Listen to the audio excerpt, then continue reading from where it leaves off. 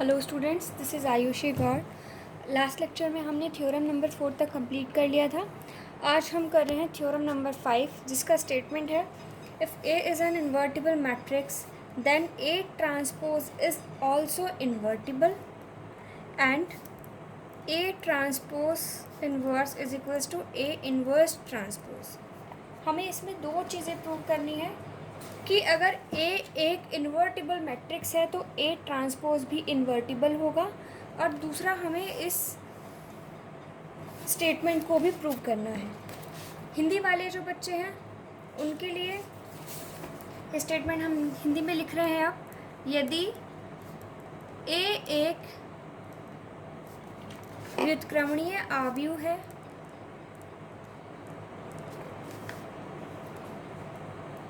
तो आव्यूह A का परिवर्त A ट्रांसपोज भी व्युत्क्रमणीय होगा।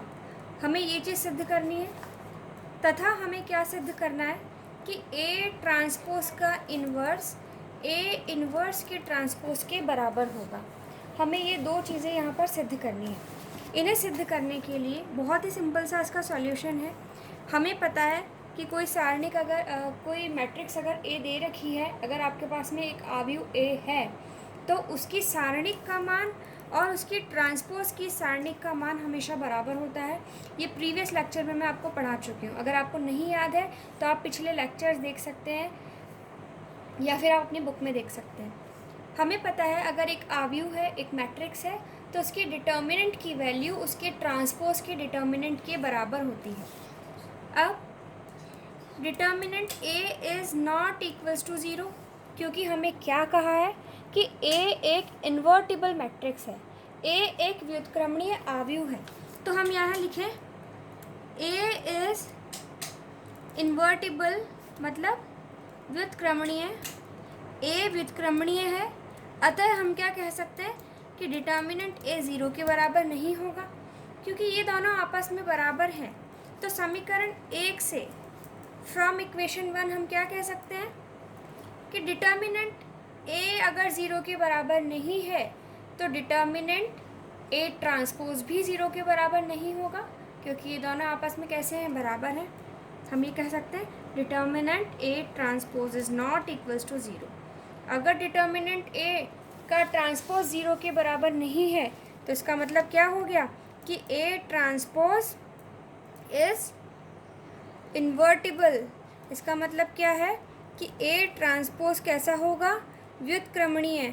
हमने परिभाषा पढ़ी है व्युत्क्रमणीय आव्यूह की। व्युत्क्रमणीय या इन्वर्टिबल मैट्रिक्स क्या होती है कि अगर उसके डिटर्मिनेंट की वैल्यू 0 नहीं हो, उसकी सारणिक का मान अगर 0 के बराबर नहीं होता है, तो ऐसा आव्यूह या ऐसी मैट्रिक्स क्या कहलाती है, व्युत्क्रमणीय या फिर इन्वर्टिबल मैट्रिक्स कहलाती है। तो पहली चीज़ हम प्रूव कर चुके हैं। अब हमें सेकंड जो प्रूव करना है वो है ये स्टेटमेंट कि A ट्रांसपोज का इन्वर्स A इन्वर्स के ट्रांसपोज के बराबर है। इसे प्रूव करने के लिए हमें क्वेश्चन में क्या दे रखा है कि A इज़ इन्वर्टिबल। A क्या है, A व्युत्क्रमणीय है। A व्युत्क्रमणीय है, इसका मतलब डिटर्मिनेंट A 0 के बराबर नहीं है। अगर डिटर्मिनेंट A 0 के बराबर नहीं है तो हम क्या कह सकते हैं, दिस इम्प्लाइज A इन्वर्स अस्तित्व में है। इसका मतलब क्या हो गया, A inverse exist, A inverse exist करता है। हमें पता है कि अगर मैं A को A इन्वर्स से गुणा करूं, चाहे मैं A इन्वर्स को A से गुणा करूं, मुझे हमेशा क्या मिलेगी, आइडेंटिटी मैट्रिक्स, एक इकाई आव्यूह मुझे मिलेगा। मुझे प्रूव क्या करना है, हमें यहाँ पे प्रूव करना है ट्रांसपोज का फॉर्म लेना है। तो अगर मुझे दिख रहा है मेरे पास ये स्टेटमेंट है, मुझे ट्रांसपोज चाहिए, तो मैंने सभी पक्षों में क्या कर लिया, ट्रांसपोज ले लिया। तो जब मैं ट्रांसपोज लूँगी तो मुझे मिलेगा A इन्वर्स का ट्रांसपोज बराबर A इन्वर्स A का ट्रांसपोज बराबर I का ट्रांसपोज। और हमने प्रॉपर्टी पढ़ी है, प्रॉपर्टी क्या पढ़ी है कि अगर A B पे होल पे ट्रांसपोज है तो वो कैसे ओपन होता है, B का ट्रांसपोज A का ट्रांसपोज। इसी प्रॉपर्टी को जब मैं यहाँ यूज़ करूँगी तो ये क्या बनेगा, ए इन्वर्स का ट्रांसपोज आगे आ जाएगा और बाद में आएगा ए का ट्रांसपोज। ऐसे ही यहाँ पर ए इन्वर्स का ट्रांसपोज, सॉरी ए का ट्रांसपोज, और इधर मिलेगा आपको ए इन्वर्स का ट्रांसपोज बराबर। अगर आपके पास में इकाई अवयव है, एक यूनिट मैट्रिक्स है, तो उसका ट्रांसपोज इकाई मैट्रिक्स ही होता है, तो यहाँ आपके पास में आई ही आएगा। अब देखिए हमें ये स्टेटमेंट मिल रहा है कि ए इन्वर्स का ट्रांसपोज ए का ट्रांसपोज बराबर A transpose and A inverse का ट्रांसपोज बराबर आई। इन दोनों को गुणा करने पे हमें क्या मिल रहा है? आई मिल रहा है। इसका मतलब क्या हो गया कि ये इसका इन्वर्स है, या हम ये कह लें कि ये इसका इन्वर्स है, तभी तो इन दोनों को मल्टीप्लाई करने पे हमें क्या मिल रहा है? आई मिल रहा है। तो मैं ये कह सकती हूँ कि इसका इन्वर्स जब मैं करूँगी तो वो इसके बराबर होना चाहिए।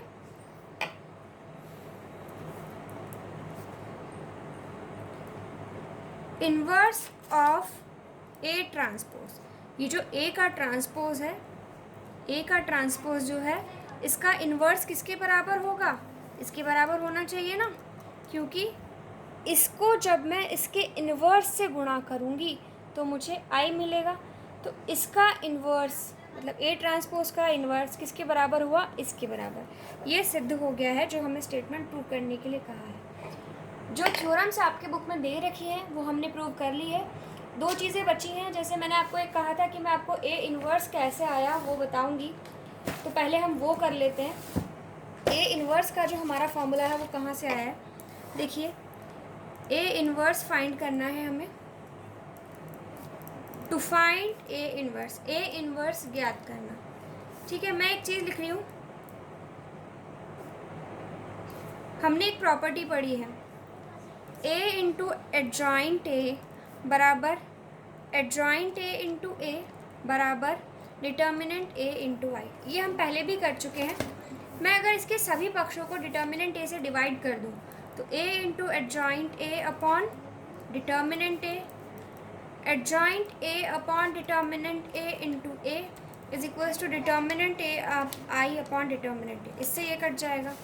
अब आप थोड़ा सा ध्यान दें, हमें यहाँ पे क्या मिल रहा है? A into adjoint A upon determinant A. यहाँ पे क्या मिल रहा है? Adjoint A upon determinant A into A is equals to I. अब ए को मैं किसी से, सेम यही प्रोसेस हो रहा है यहाँ पर भी जो मैंने यहाँ किया है। ए को मैं किससे गुणा करूँ कि मुझे आई मिल जाए? ए को मैं अगर ए इन्वर्स से गुणा करूँगी तभी तो मुझे आई मिलेगा। बट वी नो दैट, आप आगे लिखिए, लेकिन हम जानते हैं कि ए इंटू ए इन्वर्स बराबर ए इन्वर्स इंटू ए बराबर आई। तो एक और दो को अगर मैं तुलना करूं, अगर मैं एक और दो की तुलना करूं तो ये किसके बराबर आएगा? ए इन्वर्स के। हम यहाँ लिखेंगे एक तथा दो की तुलना करने पर, हिंदी वाले बच्चे इस तरह लिखेंगे, इंग्लिश वाले बच्चे लिखेंगे comparing equations 1 and 2। A inverse किसके बराबर आ जाएगा? एडजॉइंट ए अपॉन डिटर्मिनेंट ए। तो यहाँ से हमें किसका फॉर्मूला मिल रहा है? ए इन्वर्स का। इसके बाद में मैंने आपको कुछ प्रॉपर्टीज़ लिखवाई थी। देखिए, ये मैंने आपको ये सारी प्रॉपर्टीज़ जो कल लिखवाई थी ये इजीली प्रूव कर दी थी हमने। ये सारी प्रॉपर्टीज़ आपको प्रूव करने की ज़रूरत नहीं है, क्योंकि आपके कोर्स में ही नहीं है और आपको ना ही ऐसी कोई प्रॉपर्टी प्रूव करने के लिए दी जाएगी। फिर भी अगर आप लोगों का डाउट है कि एन क्या है, व्हाट इज़ एन, कहाँ से आया, तो मैं इनमें से एक ये वाली 5th नंबर वाली जो प्रॉपर्टी है आपको प्रूव करके दे रही हूँ। बाकी आप एज इट इज़ याद रख लें। देखो, ये हमने प्रूव कर लिया था, ये वाली मैं प्रूव करूँगी तो उससे आपका ऑटोमेटिकली ये भी आ जाएगा। आप सिर्फ एक बार आपकी संतुष्टि के लिए ये चीज़ मैं करवा रही हूँ, आपके एग्ज़ाम में ये प्रूफ नहीं आएंगे कभी भी। तो हम 5th नंबर की जो प्रॉपर्टी है उसे एक बार के लिए प्रूव कर लेते हैं। तो जो नोट मैंने डाला था उस नोट में 5th नंबर है आपका ये वाला। चलिए स्टार्ट करते हैं। देखिए, हमने पढ़ा था एडजॉइंट ए इंटू ए, ये किसके बराबर होता है? डिटर्मिनेंट ए इंटू आई के बराबर होता है। इससे हम क्या कह सकते हैं? एडजॉइंट ए इंटू ए, बराबर डिटर्मिनेंट ए, और यहाँ क्या आ जाएगा 1 0 0 0 1 0 0 0 1। हमने आई की जगह मान रख दिया है। एडजॉइंट ए इंटू ए बराबर डिटर्मिनेंट ए को जब मैं अंदर गुणा करूँगी, क्योंकि ये एक आव्यूह है, मैट्रिक्स है, तो हम अचर गुणन की, स्केलर मल्टीप्लिकेशन की बात कर रहे हैं। तो ये जो आपके पास बाहर क्वांटिटी है, ये अंदर जाके सारे ही अवयवों से, सभी एलिमेंट से मल्टीप्लाई होगी। यहाँ आपका बनेगा डिटर्मिनेंट ए 0 0 0 और डिटर्मिनेंट ए। हमने क्या किया, हमें प्रूव क्या करना है, हमें प्रूव करना है डिटर्मिनेंट एडजॉइंट ए। हमें ये सिद्ध करना है, मैं ऊपर लिख रही हूँ इसे, एडजॉइंट ऑफ ए का डिटर्मिनेंट बराबर डिटर्मिनेंट ए n-1। ठीक है, हमें ये प्रूव करना है। तो मुझे दिख रहा है मुझे दोनों तरफ डिटर्मिनेंट लेना है। मैंने क्या किया, दोनों ही पक्षों में सारणिक लेने पर, टेकिंग डिटर्मिनेंट बोथ साइड्स, दोनों साइड्स में जब मैंने डिटर्मिनेंट ले लिया तो मुझे क्या मिलेगा, determinant of adjoint A into A is equals to, ये भी सारणिक में बदल जाएगा।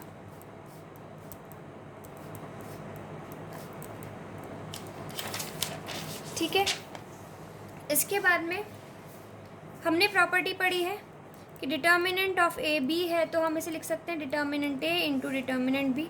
तो हम इसे भी इस तरह से लिख सकते हैं, determinant of adjoint A into determinant of adjoint A. ठीक है, determinant of adjoint A into determinant A. इसके बाद में अब क्योंकि बात सारणिक की हो रही है, अब ये डिटर्मिनेंट बन चुका है, तो मैं पहली रो में से डिटर्मिनेंट ए कॉमन ले लूँ, दूसरी रो में से भी सारणिक ए कॉमन ले लूँ, और तीसरी रो में से भी सारणिक ए कॉमन ले लूँ। तो मुझे बाहर क्या मिलेगा, सारणिक ए का क्यूब। अंदर बन जाएगा 1 0 0 0 1 0 0 0 1। यहाँ से जब मैंने इसको काटा तो मुझे क्या मिल रहा है, एडजॉइंट ए बराबर, ये जो इससे ये कट के क्या बनेगा, इसकी पावर 2, और ये क्या है फिर से आई का मान कितना होता है 1। अब डिटर्मिनेंट ऑफ एडजॉइंट ए क्या आ रहा है, डिटर्मिनेंट ए का स्क्वायर। क्या मैं इसे इस तरह से लिख सकती हूँ, डिटर्मिनेंट ए की पावर 3 - 1। ऐसा मैंने क्यों लिखा है, क्योंकि देखिए अब फिर से वही चीज़, एक मैट्रिक्स ए है जिसका क्रम कितना है, 3 है। क्योंकि मैंने आई को यहाँ पे 3 क्रम का लिया है, तो उससे आपको पता पड़ गया होगा कि ए का ऑर्डर कितना है, 3 है। अगर ए एक 3 ऑर्डर की मैट्रिक्स है, अगर ए एक 3 क्रम का आव्यूह है, तब एडजॉइंट ऑफ ए का डिटर्मिनेंट बराबर किसके होगा, डिटर्मिनेंट ए की पावर 3 - 1 की। अब मैं कह रही हूँ कि अगर ए एक n क्रम का आव्यूह है, मैं क्या कहूँगी, if A is a matrix of order n। देखो जब a जो है वो 3 क्रम का आव्यूह था, तो हम क्या लिख रहे थे, डिटर्मिनेंट a की पावर 3 - 1।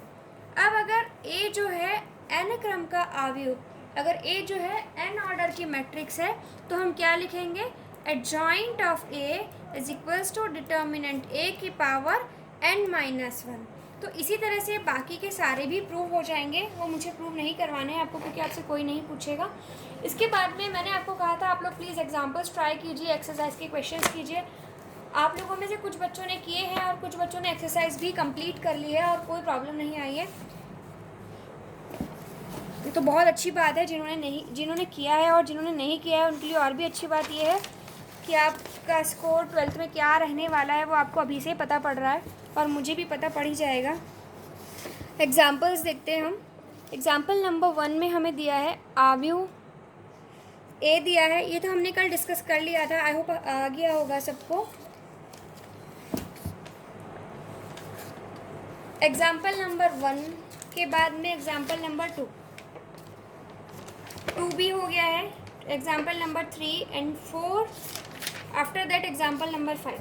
हम सीधे से एग्जाम्पल नंबर 5 डिस्कस कर रहे हैं, क्योंकि एग्जाम्पल नंबर 4 तक जो क्वेश्चन है बहुत ही सिंपल से हैं। आई होप सब लोगों को आ गए हैं, क्योंकि जिन बच्चों ने ट्राई किए उन सबके आंसर्स आ रहे हैं।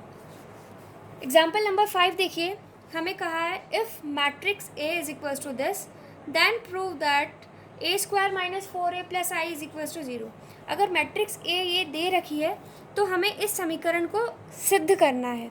तो ये जो सिद्ध करना है हमें, देखिए ए स्क्वायर माइनस 4a प्लस आई बराबर 0, कुछ भी नहीं करना है इस क्वेश्चन में आपको।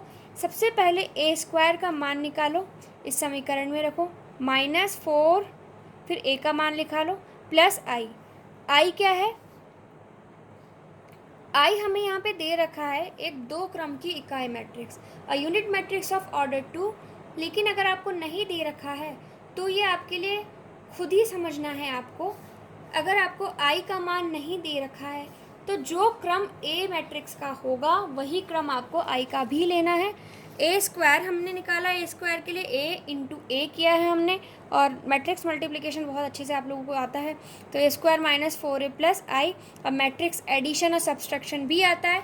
मैट्रिक्स योग और व्यवकलन में हम संगत अवयवों को जोड़ते और घटाते हैं। तो 7 माइनस 8 इन सबको जब हमने जोड़ा तो बराबर क्या आ गया? 0 आ गया। तो ये चीज़ सिद्ध हो गई है। और हमें बोला ऑल्सो फाइंड ए इनवर्स। अब यहाँ पर ध्यान देने की बात ये है कि आपको ए इनवर्स निकालना है, लेकिन यहाँ आपको ए इनवर्स के लिए जो एडजॉइंट ए अपॉन डिटर्मिनेंट ए वाला फार्मूला है उसका प्रयोग नहीं करना है, उसे हमें यूज़ नहीं करना है। आपको एग्ज़ाम में भी ये चीज़ याद रखनी है। अगर आपको सीधे से बोला है कि अगर मैट्रिक्स ए ये है और आप ए इनवर्स निकालें तो आप उस वाले फार्मूले को यूज़ करेंगे। लेकिन अगर आपको इस तरह समीकरण के रूप में क्वेश्चन दे रखा है तो हमेशा आपको इस समीकरण की मदद से ही ए इनवर्स निकालना है। और इस समीकरण की मदद से ए इनवर्स निकालने का तरीका जो है वो बिल्कुल फिक्स है, एक फिक्स पैटर्न है। देखो आपको इक्वेशन ये दे रखी है, इसमें आपको क्या करना है, जिन जिन टर्म्स में ए है उन्हें एक तरफ रख ले। हमने क्या किया, ए स्क्वायर माइनस 4a को एक तरफ रख लिया, और आई में ए नहीं है इसलिए हम उसे उठा के उस तरफ ले गए। इन दोनों में से हम ए कॉमन ले लेंगे, ए माइनस 4i बराबर माइनस ए हो गया। अब हमें क्या करना है, ए इनवर्स का मान निकालना है। तो हमने क्या किया, ए इनवर्स से प्री मल्टीप्लिकेशन पूर्व गुणन कर दिया। ए इनवर्स इंटू ए आई के बराबर होता है, ए माइनस 4i बराबर ये आ रहा है आपका। इससे आप क्या कर सकते हैं, यहाँ से ए इनवर्स का मान क्या आ जाएगा, 4i माइनस ए। तो आपको ये ध्यान रखना है, जब भी आपको क्वेश्चन इस तरह से दे रखा है कि उसमें एक इक्वेशन है तो आपको हमेशा इक्वेशन की मदद से ही ए इनवर्स की वैल्यू निकालनी है। तब आपको एडजॉइंट का और डिटर्मिनेंट ए का यूज़ नहीं करना है। ऐसा करने के लिए आई रिपीट, आपको सिर्फ वही टर्म्स एक तरफ रखनी है जिनमें ए आ रहा है। उसके अलावा जो आई वाली टर्म है उसे दूसरी तरफ ले जाइए, इनमें से ए कॉमन लीजिए, ए इनवर्स से प्री मल्टीप्लिकेशन कर दीजिए, और यहाँ से आपको ए इनवर्स क्या आ गया, 4i माइनस ए। तो 4i माइनस ए की वैल्यू जब रखेंगे तो आपको ए इनवर्स मिल जाएगा। बहुत ही सिंपल सा मेथड है। ये स्टेप्स जो है सारे क्वेश्चंस में सेम ही रहेंगे, आपको सारे क्वेश्चन में स्टेप्स ऐसे ही करने हैं। फिर एक्सरसाइज 5.1 में first, second, third and fourth question तक बच्चों को कोई दिक्कत नहीं है जिन्होंने किया है। आप में से जिन भी स्टूडेंट्स ने ये क्वेश्चंस नहीं किए हैं, प्लीज़ मैं आपसे कह रही हूँ 4 से लेकर 10 तक के जो क्वेश्चंस है आप लोग का होमवर्क है। 4 से लेकर 10 तक के क्वेश्चंस हम नेक्स्ट लेक्चर में डिस्कस करेंगे, और इनमें से कुछ क्वेश्चंस मैं आपको कराऊंगी। उससे पहले आप लोग आज एक्सरसाइज ट्राई कीजिए और मुझे मैसेज में लिख के बताइए कि आपको प्रॉब्लम किस किस में आ रही है। तब तक के लिए थैंक यू स्टूडेंट्स।